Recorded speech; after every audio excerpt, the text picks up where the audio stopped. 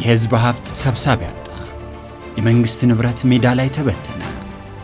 በሀብቱ ላይ ስልጣን የተሰጠው ተቋም እንኳንስ ንብረቱን ሊጠብቅ ራሱ የሞት አፋፍ ላይ ደርሷል። በጣም ተስፋ የሌለው ለመሞት ጫፍ ላይ ደረሰ። ስለ 1 ቢሊዮን ብር የጉሮሮ ለጉሮሮ ትንቅንቅ እያከራዩ ገንዘብ የሚያገኙበት የሚነግዱበት። ይሄን ቤት እኮ በተለቅልኝ ኪራይ ቤቶች ካሉት ቤቶች እኮ ምንም አይደለም። በየጊዜው እያዘናጉ ከተቋሙ የወጡ ሀብቶች ናቸው። በገንዘብ ሲተመኑ ወደ 12 ቢሊዮን እንግዲህ ደሞዝ እኮ እኮ ነች። እከክን እያከክነው ወይ የምትኖሩ። ከዚህ የተንጣለለ ግቢ ገንዘብ በመቶ ሚሊዮኖች ይዘገናል።